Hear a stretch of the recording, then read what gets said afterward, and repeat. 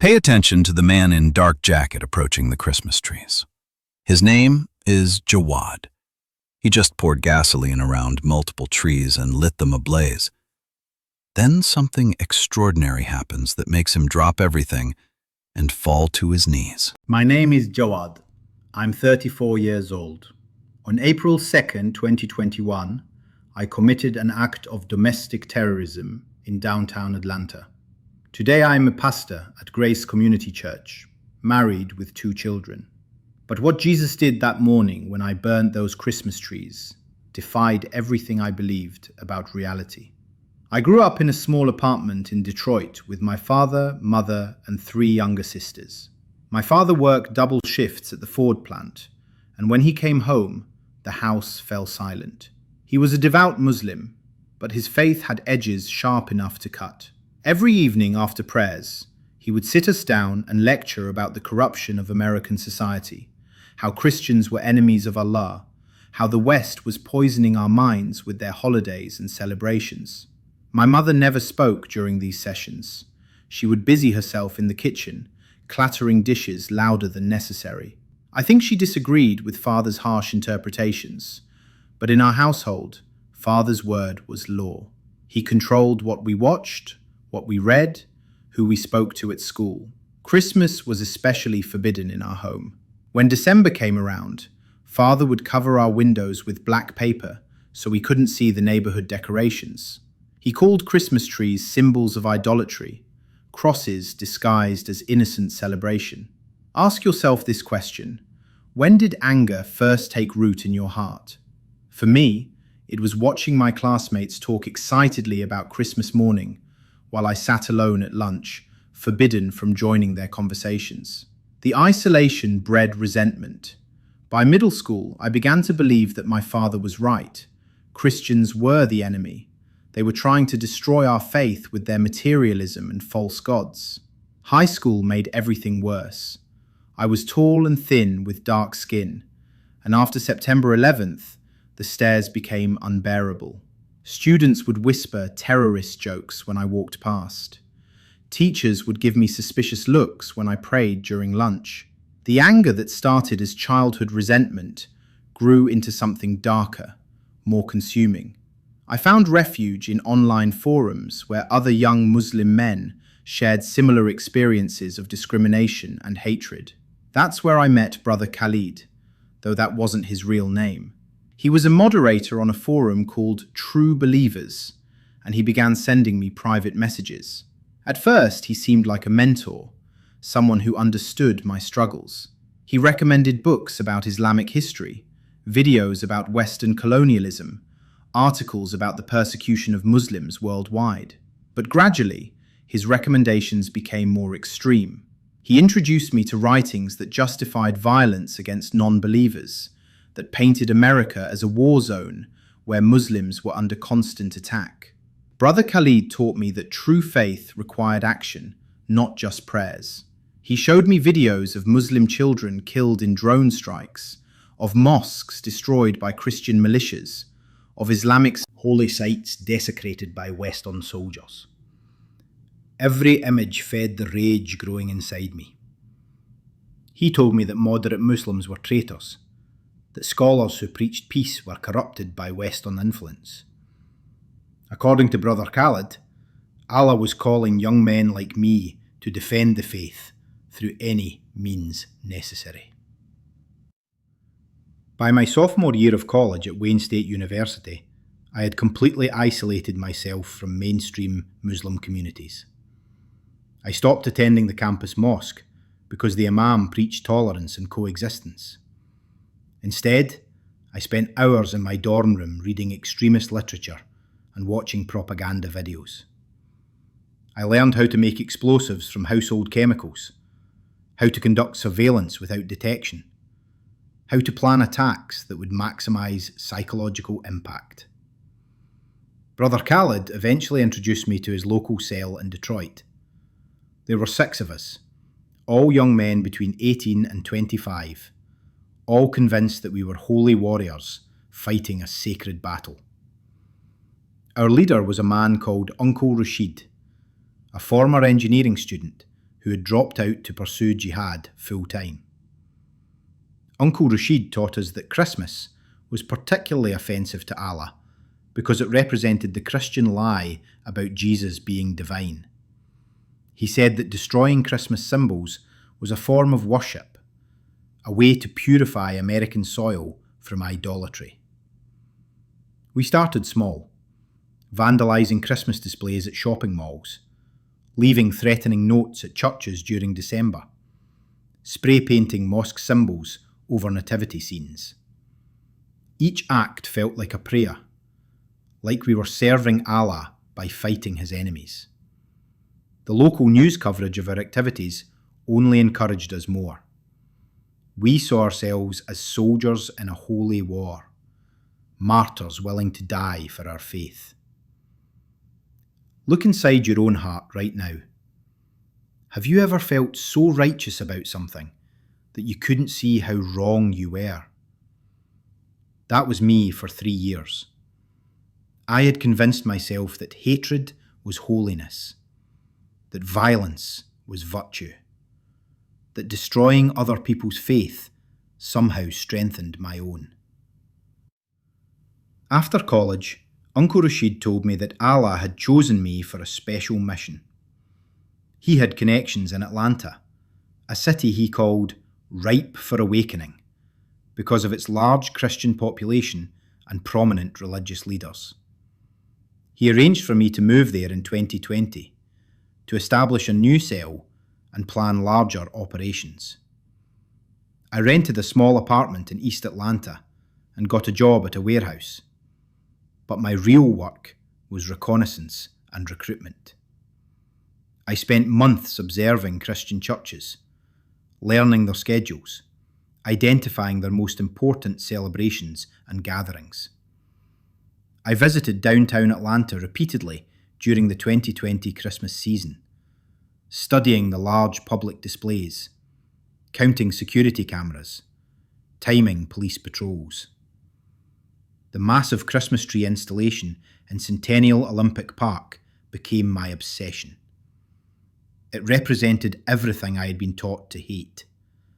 Everything Uncle Rashid said was corrupting America. I recruited 2 other men to join our Atlanta cell. One was a recent immigrant from Syria who had lost family members in the Civil War and blamed Christians for not stopping the violence. The other was a convert to Islam who had been rejected by his Christian family and harbored deep resentment toward the church.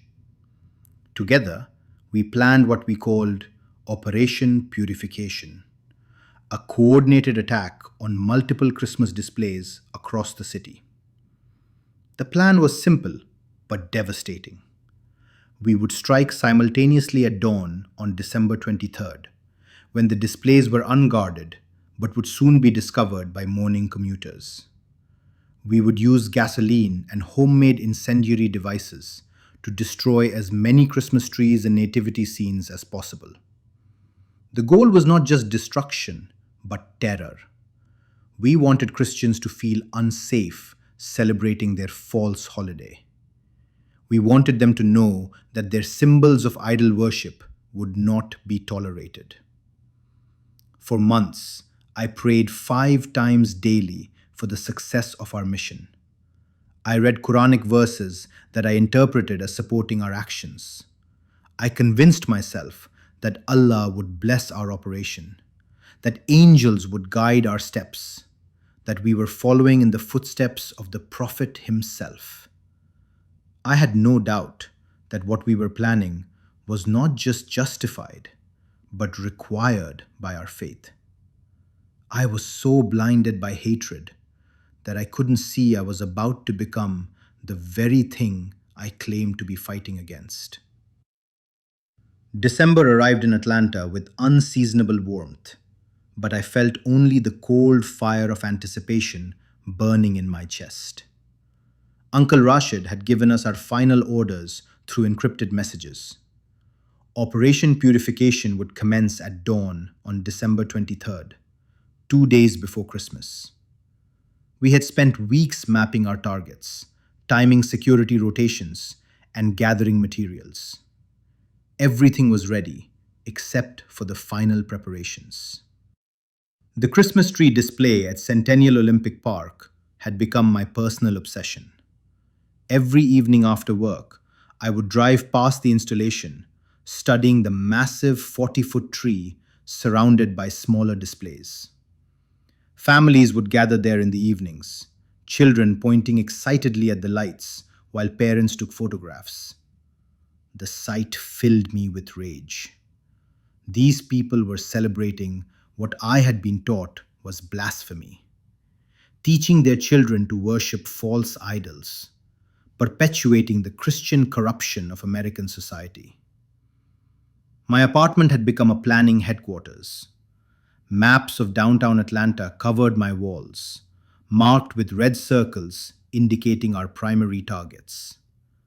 I had detailed schedules of police patrols, security guard rotations, and maintenance crews. In my closet, I stored 5-gallon containers of gasoline, homemade timing devices constructed from alarm clocks and batteries, and printed copies of our manifesto explaining our religious motivations for the attacks.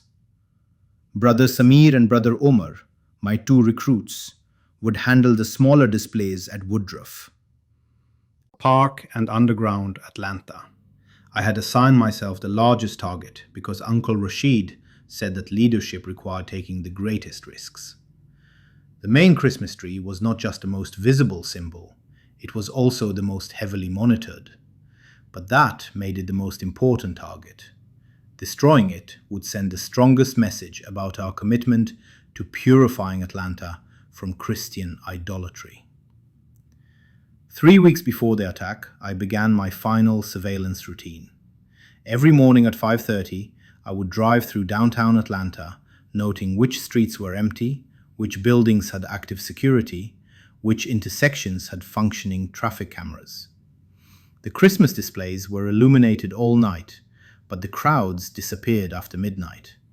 Security guards made irregular patrols, but they focused more on preventing homeless people from sleeping near the installations than watching for actual threats.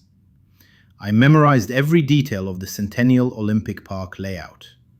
The main Christmas tree stood in the center of a circular plaza, surrounded by smaller trees and decorative displays.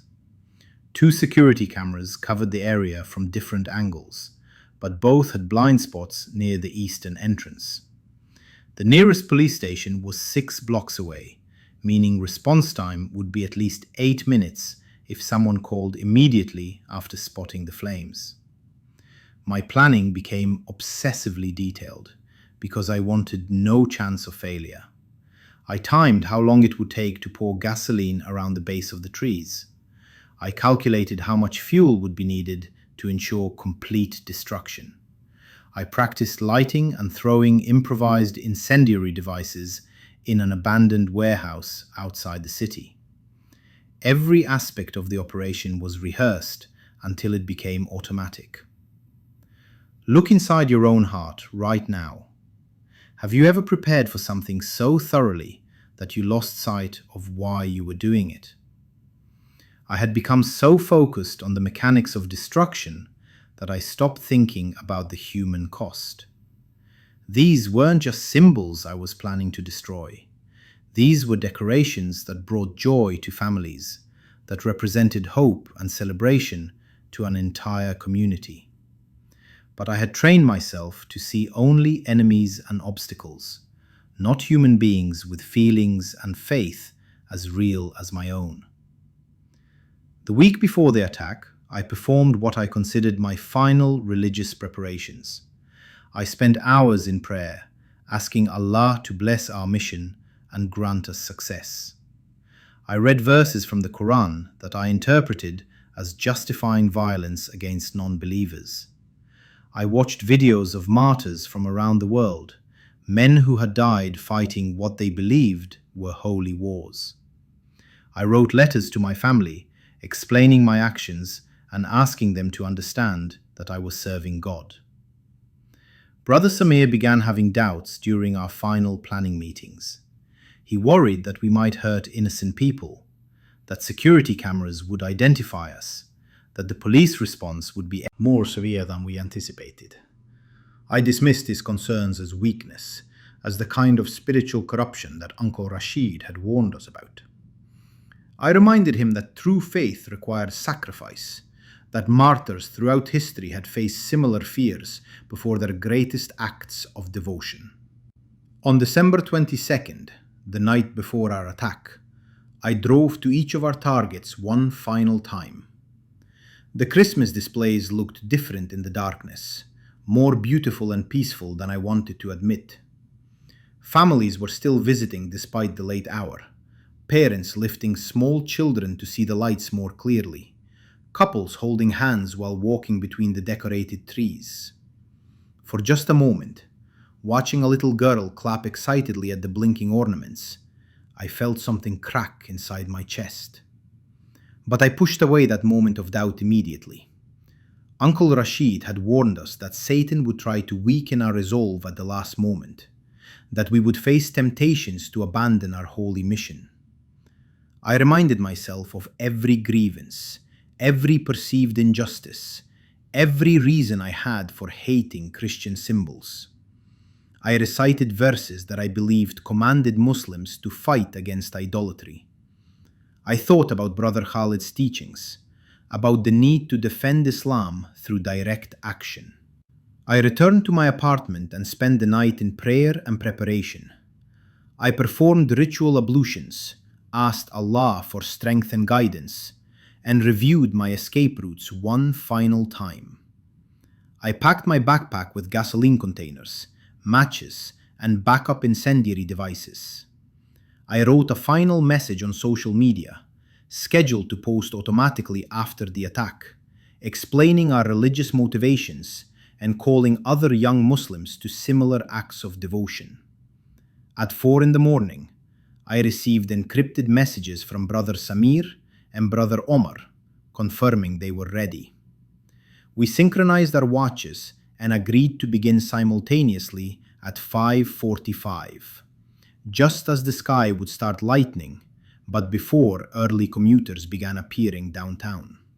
I loaded my supplies into my car and drove towards Centennial Olympic Park, praying the entire way for Allah's blessing on what I believed was a righteous mission. The streets were empty, except for occasional delivery trucks and shift workers heading home. I parked 6 blocks from the park and walked the remaining distance, carrying my backpack and trying to look like an early morning jogger. The Christmas tree display was illuminated, but completely deserted. Security guards were nowhere visible. Traffic cameras were positioned too high to capture clear facial images in the dim morning light. I approached the main Christmas tree with my heart pounding, not from fear, but from religious excitement.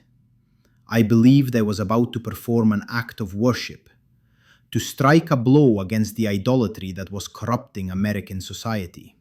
I unscrewed the caps on my gasoline containers and began pouring fuel around the base of the largest tree.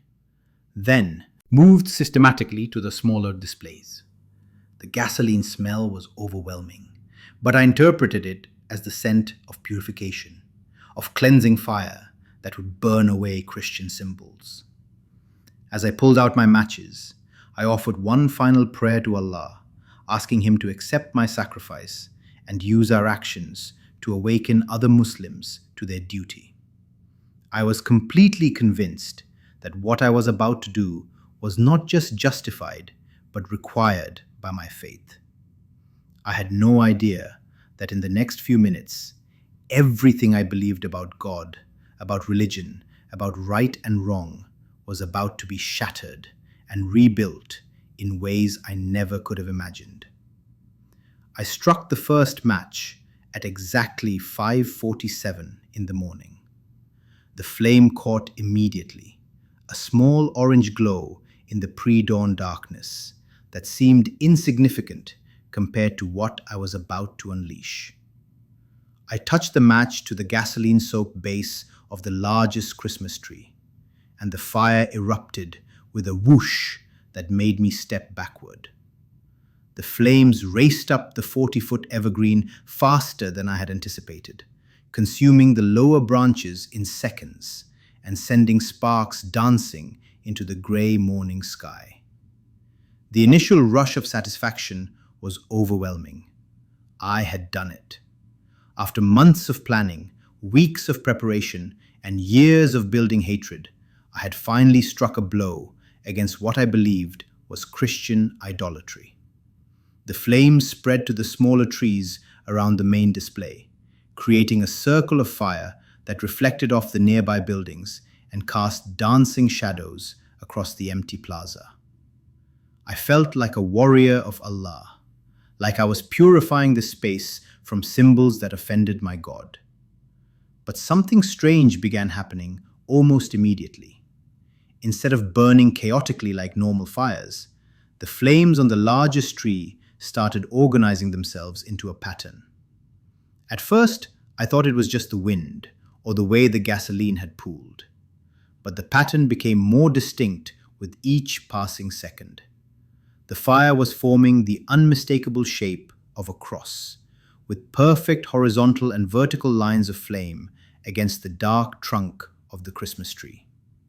I blinked hard and shook my head, convinced that stress and adrenaline were making me see things that weren't there. But when I opened my eyes, the cross of fire was even clearer, even more perfectly formed. The flames seemed to burn brighter in the cross pattern, while dimming everywhere else on the tree. Wind gusts that should have scattered the fire only made the cross shape more pronounced, as if some invisible force was protecting and directing the flames. My hands began trembling as I pulled out my phone to take pictures. I needed proof of what I was seeing, evidence that I wasn't losing my mind. But through the phone's camera screen, the cross of fire looked even more impossible, even more deliberate. The flames weren't behaving according to any natural law I understood. They were forming a religious symbol that represented everything I had been taught to hate. Everything I had just tried to destroy. Other early morning witnesses began appearing from nearby buildings. A maintenance worker from the adjacent hotel stepped out for a cigarette and stopped dead in his tracks. A jogger rounded the corner and immediately pulled out her phone, recording what she was seeing. Within minutes, a small crowd had gathered at the edge of the plaza, all of them pointing at the burning cross and talking in hushed, amazed voices. I could hear fragments of their conversations. Someone said it was a miracle. Another person mentioned calling the fire department. A woman was crying and saying she couldn't believe what she was witnessing. But what struck me most was that none of them seemed afraid. They looked awestruck, reverent, like they were witnessing something holy rather than an act of destruction. The cross of fire continued burning for what felt like an eternity, though my watch later showed it was only about 7 minutes. During that time, I couldn't move. My feet felt rooted to the concrete, my body frozen in place, despite every instinct telling me to run. The gasoline container slipped from my numb fingers and clattered onto the ground, but I barely heard it. All of my attention was focused on the impossible sight before me. I'm asking you, just as a brother would, when did you last witness something that shook your entire worldview? For me, it was watching those flames defy everything I thought I knew about physics, about religion, about the nature of reality itself. I had expected to see destruction and chaos, symbols of Christianity reduced to ash and charcoal. Instead, I was witnessing the formation of the most recognizable Christian symbol in history, created by the very fire I had set to destroy it. My mind raced through possible explanations. Maybe the gasoline had pooled in a cross shape by accident. Maybe the wind patterns around the buildings were creating unusual burn patterns. Maybe I was having some kind of psychological breakdown brought on by months of extremist indoctrination. But deep in my heart, in a place I had tried to silence for years, I knew I was witnessing something supernatural.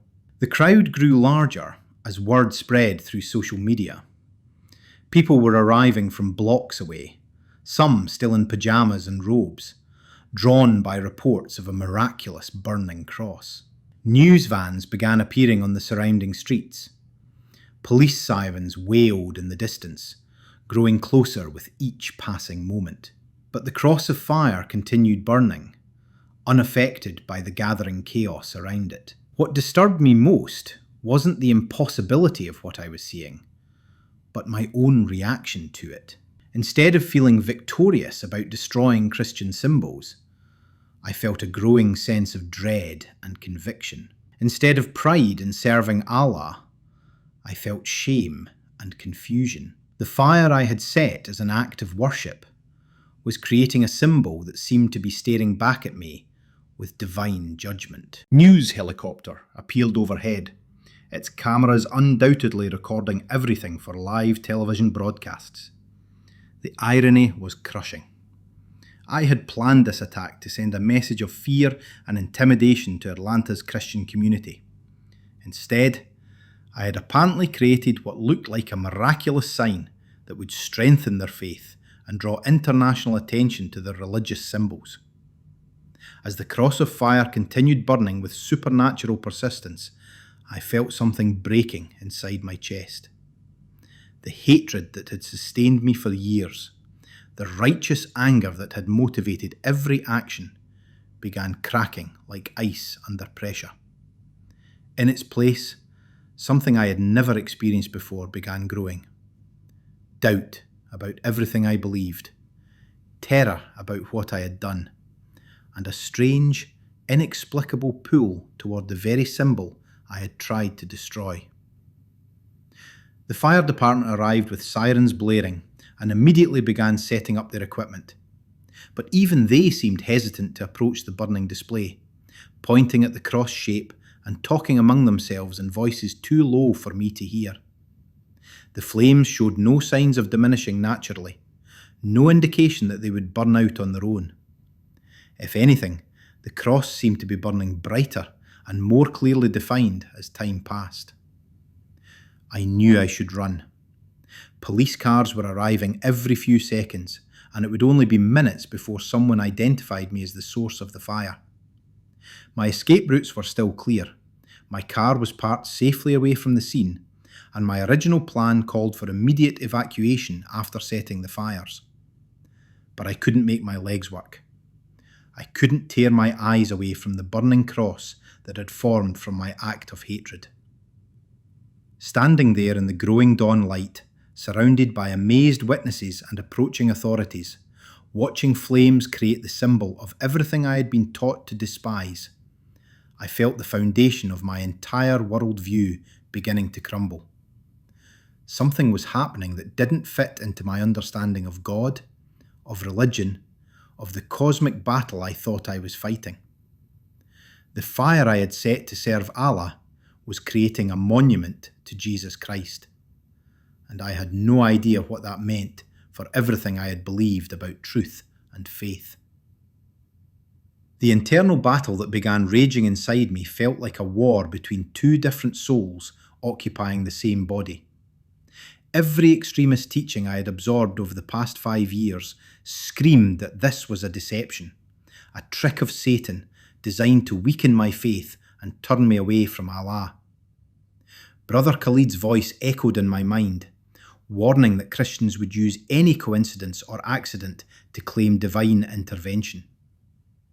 Uncle Rashid had prepared me for psychological warfare, for the enemy's attempts to confuse and manipulate true believers. But another voice, one I had spent years trying to silence, was growing stronger with each moment the burning cross continued to defy natural law. This voice reminded me of childhood questions I had pushed aside, doubts about my father's harsh interpretation of Islam, memories of kind Christian neighbours who had helped our family during difficult times. It was the voice of the boy who had once wondered why Allah would want his followers to hate so much, who had secretly admired the joy he saw in Christian families during their holiday celebrations. The crowd around me continued to grow, and their reactions were making my internal conflict worse. An elderly black woman fell to her knees on the concrete, tears streaming down her face as she prayed aloud. A young father lifted his daughter onto his shoulders so she could see the burning cross more clearly, explaining to her in hushed tones that they were witnessing a miracle. College students were taking selfies with the flames in the background, posting immediately to social media with captions about divine intervention. What struck me most powerfully was the complete absence of fear in their faces. These people were looking at a destructive fire in the heart of their city, and instead of running away, they were moving closer. Instead of panic, they showed reverence. Instead of calling for revenge against whoever had set the fire, they were calling it a blessing from God. Their reaction was so different from what I had expected, so opposite to the terror I had hoped to create, that it forced me to question everything about my understanding of these people I had labeled as enemies. A police officer approached the edge of the crowd, speaking into his radio while watching the flames with obvious bewilderment. I could hear fragments of his conversation, reports about an unusual fire pattern, requests for additional units, mentions of possible arson investigation. But even he seemed reluctant to treat this as a normal crime scene. The supernatural nature of what was happening was affecting everyone present, including law enforcement. My body began shaking uncontrollably as the conflict in my mind intensified. Part of me wanted to shout that this was all an accident, that I had set this fire to destroy Christian symbols, not to create them. But another part of me was terrified that speaking would somehow make the miracle disappear, that my voice would break whatever divine spell was protecting the cross of flame from wind and natural burn patterns. The fire department finally began approaching the display with their hoses, but their movements were hesitant, almost reverent. I heard one firefighter tell another that he had never seen flames behave like this, that the cross pattern should have been impossible to maintain for more than a few seconds. They set up their equipment but seemed reluctant to actually spray water on what so many witnesses were calling a miracle. As I watched the firefighters prepare their attack on the flames, something broke inside me completely. The realization hit me with devastating clarity that I was about to watch these men destroy what might be the most important thing I had ever witnessed. If this really was divine intervention, if God was somehow speaking through the fire I had set, then stopping it would be another act of blasphemy on top of my original crime. Look inside your own heart right now. Have you ever reached a moment where everything you thought you knew about right and wrong suddenly reversed itself? Standing there watching the burning cross, I felt my entire moral universe flip upside down. The fire I had set as an act of religious devotion now seemed like an attack on something sacred. The destruction I had planned, a service to Allah, now looked like rebellion against the very God I claimed to worship. The first prayer to Jesus came out of my mouth before I even realized I was speaking. The words felt foreign and terrifying, like speaking a forbidden language that might summon demons or invite divine punishment. But they also felt necessary, like the only possible response to what I was witnessing. "Jesus," I whispered, so quietly that no one around me could hear. "If this is you, I'm sorry. I'm so sorry." The moment those words left my lips, the most extraordinary thing happened. The burning cross, which had been maintaining its perfect shape despite wind and natural fire behavior for nearly 10 minutes, began to fade. Not all at once, but gradually, peacefully, like a candle being gently blown out. The flames didn't die chaotically or struggle against extinction. They simply withdrew, leaving behind a blackened but structurally intact Christmas tree and several smaller displays that were damaged but not destroyed. The crowd's reaction was immediate and emotional. Some people cheered, others wept, many fell to their knees in prayer. The elderly black woman, who had been praying aloud, began singing a hymn in a voice that carried across the entire plaza. Other voices joined hers, creating an impromptu worship service around the smoldering remains of my attempted act of terrorism. I remained frozen in place, staring at the scene I had created but could not understand. The fire was gone, but its impact continued reverberating through everyone present. Phone calls were being made, social media posts were spreading the news, and I could already hear news anchors on nearby car radios describing what they were calling the miracle of Atlanta, or the Christmas crossfire. Police officers began moving through the crowd, asking questions about how the fire had started and whether anyone had seen suspicious activity. I knew they would reach me eventually, that someone might have security camera footage showing me pouring gasoline around the trees. But I found that I didn't care about escape anymore.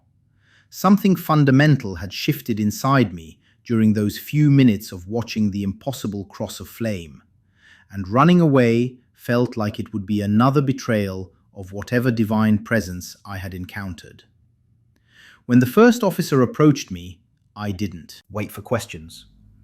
The words came out in a rush, a confession that felt more like testimony than legal admission. "I started this fire," I told him, my voice shaking with emotion I couldn't control. "I poured gasoline on these trees and lit them, trying to destroy the Christmas display. But something happened. Something impossible. I need to speak to a Christian pastor immediately." The officer looked confused by my request, probably expecting denials or demands for a lawyer rather than a confession coupled with a spiritual crisis. But he handcuffed me gently, almost respectfully, while calling for additional units and what sounded like a chaplain. As he led me toward his patrol car, I kept turning back to look at the blackened Christmas tree where the cross of fire had burned, trying to process what had just happened to my understanding of God, of faith, of everything I had believed about the cosmic battle I thought I was fighting. The crowd continued singing hymns as I was placed in the back of the police car, their voices following me even as we drove away from the scene. I had come to that plaza as a warrior of Allah, convinced that I was serving God by destroying symbols of Christian idolatry. I was leaving as a broken man who had witnessed something that challenged every assumption about divine will, religious truth, and the nature of miraculous intervention in human affairs. The Atlanta City Jail felt like purgatory, a grey concrete space between my old life and whatever was coming next. For 3 days, I sat in a small cell, replaying those impossible moments when flames had formed a perfect cross, despite every law of physics I understood. The other inmates avoided me after word spread about why I was there. Some called me a terrorist, others muttered about crazy Muslims, but I barely heard them. My mind was consumed with trying to understand what had happened to my understanding of God. Sleep was impossible during those first nights. Every time I closed my eyes, I saw the burning cross, heard the hymns rising from the crowd, felt again that moment when everything I believed had shattered like glass. I had spent years convinced that Allah wanted me to fight against Christian symbols, that destroying their religious displays was an act of worship. But the fire I had set to serve my God had created the most recognizable symbol of Christianity in history. How could I reconcile that contradiction? On my second day in jail, a guard told me that a chaplain was requesting to visit. My immediate reaction was suspicion. Uncle Rashid had warned us about Christian missionaries who would try to exploit moments of weakness, who would use psychological manipulation to convert vulnerable Muslims. But I remembered my desperate plea to the arresting officer, my request to speak with a Christian pastor. Something inside me needed answers that Islamic theology couldn't provide. Pastor Williams arrived that afternoon, carrying only a worn Bible and wearing the kindest expression I had ever seen on a human face. He was an older black man with graying hair and gentle eyes that seemed to look right through my defenses into the confusion and pain beneath. When he introduced himself, his voice carried no judgment, no trace of the anger I expected from someone whose religious symbols I had tried to destroy. "Son," he said, settling into the uncomfortable plastic chair across from me. "The officer who arrested you said you wanted to talk to a Christian pastor. I'm here to listen, not to preach. Tell me what's on your heart." The story poured out of me in a torrent of words and tears I hadn't expected. I told him about my extremist upbringing, about Brother Khalid and Uncle Rashid, about the months of planning for what I had called Operation Purification. But mostly, I talked about those impossible minutes watching flames form a cross, about the complete reversal of everything I thought I understood about divine will and religious truth. Pastor Williams listened without interruption, nodding occasionally, but never judging or correcting my theological confusion. When I finished, he was quiet for a long moment before speaking. "Jawad," he said, using my name with a respect I didn't deserve. "It sounds like you encountered Jesus himself in those flames. The question now is what you're going to do with that encounter." He opened his Bible to the Gospel of John and began reading about Jesus' conversation with Nicodemus, about being born again, about God's love for the world. The words were familiar from my research into Christian theology during my extremist phase, but hearing them now, after witnessing the impossible, they carried weight I had never felt before.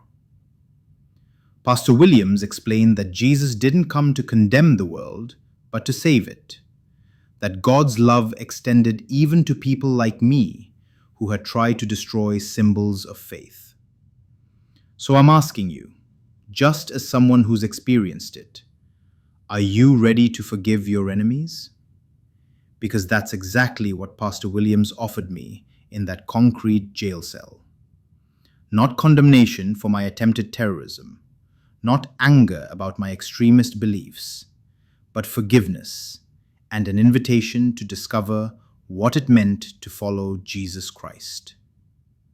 He explained that the burning cross might have been God's way of showing me that love was stronger than hatred, that divine intervention could transform even acts of destruction into moments of revelation. That night, alone in my cell, I opened the Bible that Pastor Williams had left with me.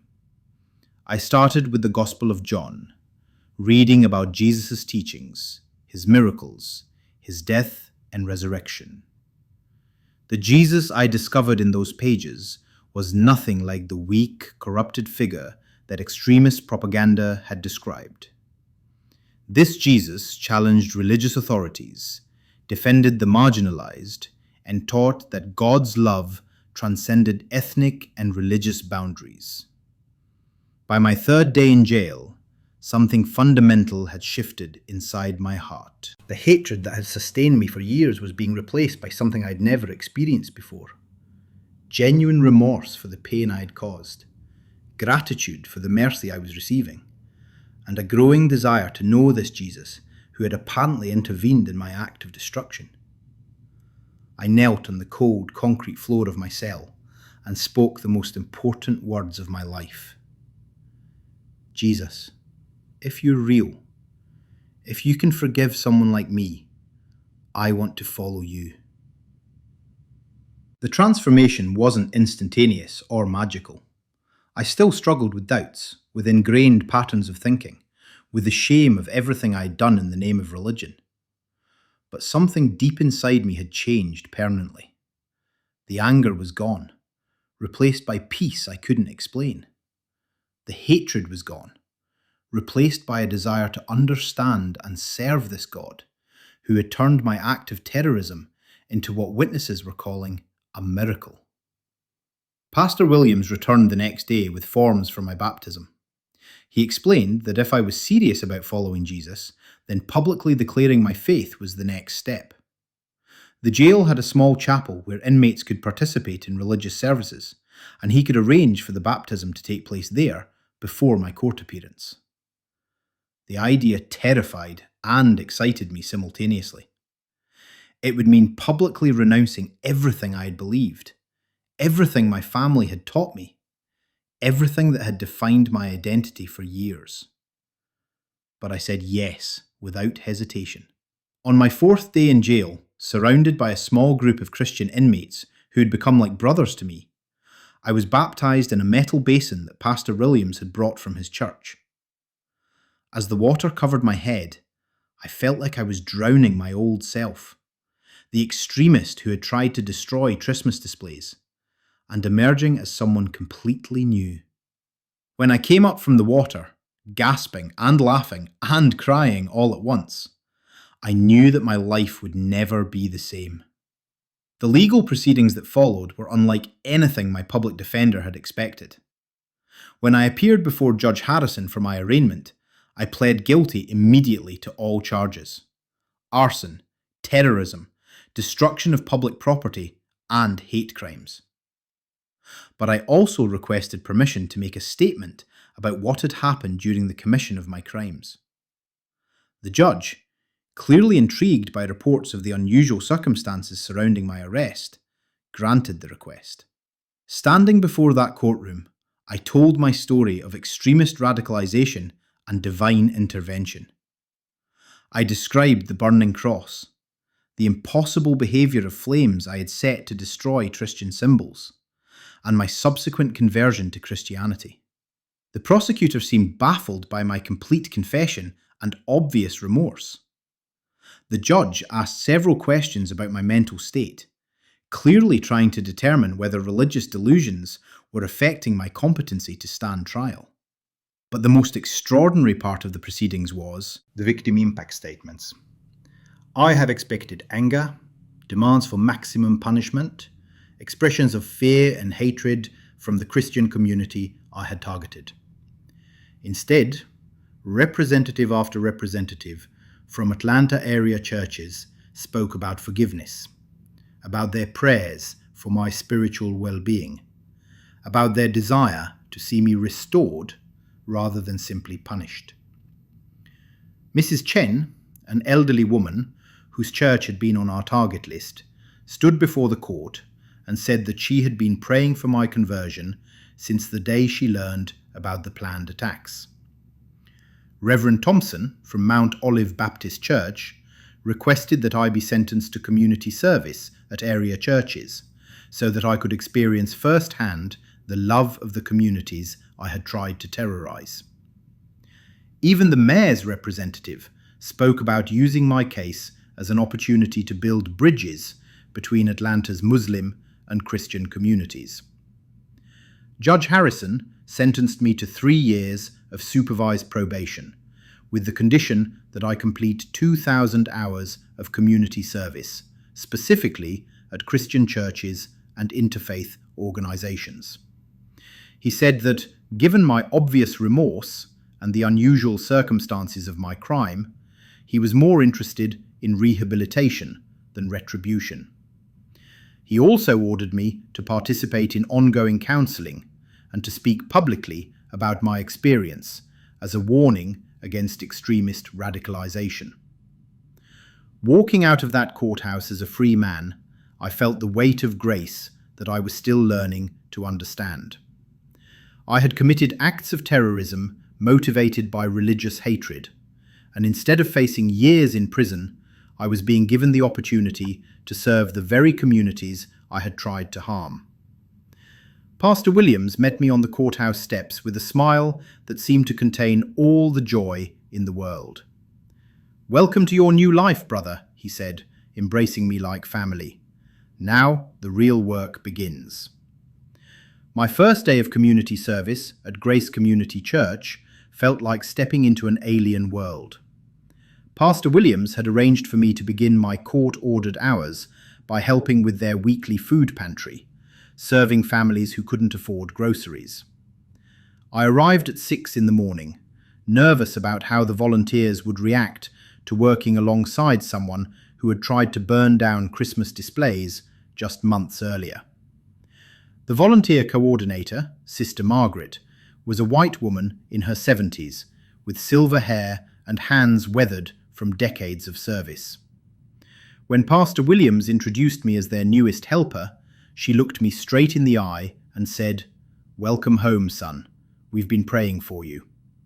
Then she handed me an apron and put me to work sorting donated canned goods as if I had been volunteering there for years. Working alongside these church members transformed my understanding of Christianity in ways that theological discussions never could have. These weren't the weak, materialistic people that extremist propaganda had described. Sister Margaret had been volunteering at the food pantry for 30 years, arriving before dawn 3 days a week to serve families in need. Brother Tom, a retired construction worker, spent his social security checks buying extra supplies for families with children. Mrs. Rodriguez had been coming every week for 2 years, even though she was battling cancer and could barely stand for long periods. The families we served represented every demographic in Atlanta. Single mothers struggling to feed their children, elderly people choosing between medications and groceries, working parents whose minimum wage jobs couldn't cover basic necessities. Many of them were Muslim immigrants, including several families from my own mosque who recognized me and seemed shocked to see me serving food at a Christian church. One morning, about 6 weeks into my service, a Syrian refugee family approached my station. The father looked familiar, and I realised he had attended some of the same online extremist forums where I had been radicalised. When our eyes met, I saw confusion and suspicion. After they received their groceries, he approached me privately and asked in Arabic what I was doing at a Christian church. I told him my story about the burning cross and my conversion to Christianity. His reaction was immediate and harsh.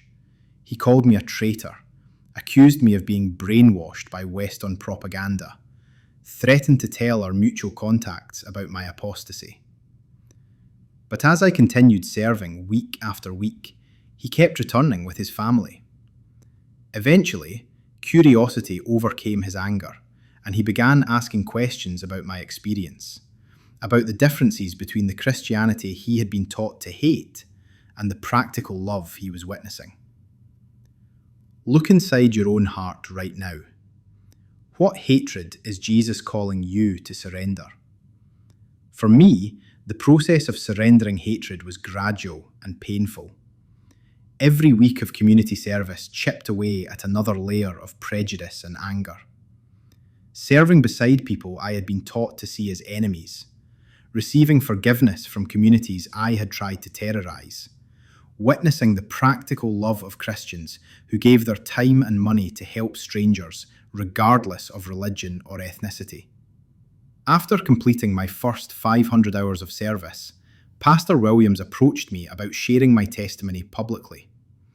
Several churches had requested that I speak about my journey from extremism to faith, hoping that my story might prevent other young people from following similar paths of radicalisation. The idea terrified me. Standing before congregations and admitting the depth of my former hatred, describing my planned acts of terrorism, confessing how wrong I had been about Christianity and about God's will. My first speaking engagement was at Mount Olive Baptist Church, the predominantly black congregation where Reverend Thompson had advocated for my community service sentence rather than prison time. Walking into that sanctuary, seeing hundreds of faces looking at me expectantly, I felt completely inadequate to share anything meaningful about faith or transformation. But when I began speaking about the burning cross, about that moment when everything I believed was challenged by divine intervention, the sanctuary fell completely silent. After my testimony, an elderly woman approached me with tears in her eyes. She said that her grandson had been showing signs of radicalization, spending time on extremist websites and expressing hatred toward other religious groups. She asked if I would be willing to speak with him privately, to share my story as a warning about where that path ultimately leads. That conversation became the first of many interventions with young people who were beginning to explore extremist ideologies. Within a year, I was speaking regularly at churches, schools, and community centers across Georgia and neighboring states. My story resonated particularly with young Muslim men who felt alienated and angry, who were susceptible to the same extremist messaging that had once influenced me. I began developing relationships with imams and Islamic community leaders who were concerned about radicalization in their own congregations. The interfaith work became my passion and calling. Working with both Christian and Muslim leaders to build bridges between communities, to counter extremist narratives with stories of transformation and reconciliation. I discovered that hatred thrived in isolation and ignorance, but love grew through relationship and understanding. The Christmas tree incident that was supposed to spread fear and division had somehow created opportunities for healing and unity. 2 years after my conversion, I met Sarah at an interfaith dialogue event. She was a Christian social worker who specialized in helping refugees and immigrants adapt to life in America. Our first conversation lasted 4 hours, covering everything from theology to practical ministry to our shared passion for preventing extremism. She had heard my testimony at her church months earlier and said that watching God transform someone with such a violent past had strengthened her own faith. Our courtship was unconventional, conducted largely in the context of ministry and service. We worked together on programs for at-risk youth, collaborated on interfaith initiatives, and spent countless hours discussing how to bridge the growing divide between Muslim and Christian communities. When I proposed to her after 18 months of dating, it was during a community service project where we were painting over graffiti at a mosque that had been vandalized. Our wedding was itself a testimony to the reconciling power of Christ. Pastor Williams officiated, but we also included elements that honored my cultural background while celebrating my new faith. Several of my former extremist contacts attended, curious about this dramatic change in my life. Some remained hostile, but others began asking questions about the peace and joy they could see in my transformation. Today, 3 years after the Burning Cross incident, I serve as an associate pastor at Grace Community Church, specializing in outreach to Muslim communities and prevention of religious extremism. Sarah and I have 2 young children who are growing up understanding that love is stronger than hatred, that God's grace can transform even the most hardened hearts, that miracles still happen when divine intervention meets human surrender. The burned Christmas tree site has become a place of pilgrimage for some people, though the city has long since replaced the damaged display. I return there occasionally to pray and remember that morning when my attempt to serve Allah through destruction became an encounter with Jesus through miraculous intervention. The cross of fire that formed from my hatred continues to burn in my memory as a reminder that God can use even our worst intentions to accomplish His purposes of love and redemption. So I'm asking you, just as someone who's experienced the impossible transformation of divine grace, are you ready to let Jesus change the hatred in your own heart? Whether it's prejudice against other religions, resentment toward people who have hurt you, or anger about injustices you've experienced, Christ's love is powerful enough to transform any darkness into light. That Christmas tree fire changed my life forever because I encountered a God whose love was bigger than my hatred, whose grace was stronger than my sin, whose power could turn destruction into redemption. If God can transform a man like me, someone who planned terrorist attacks motivated by religious hatred, what can he do in your life? The same Jesus who intervened in my moment of destruction is available to intervene in your moments of pain, confusion, and spiritual hunger. Look inside your own heart right now. What is Jesus calling you to surrender? What transformation is he waiting to begin in your life? The miracle of divine grace is available to anyone willing to kneel before the cross, whether it's burning in miraculous flames or standing as a simple wooden symbol of sacrificial love.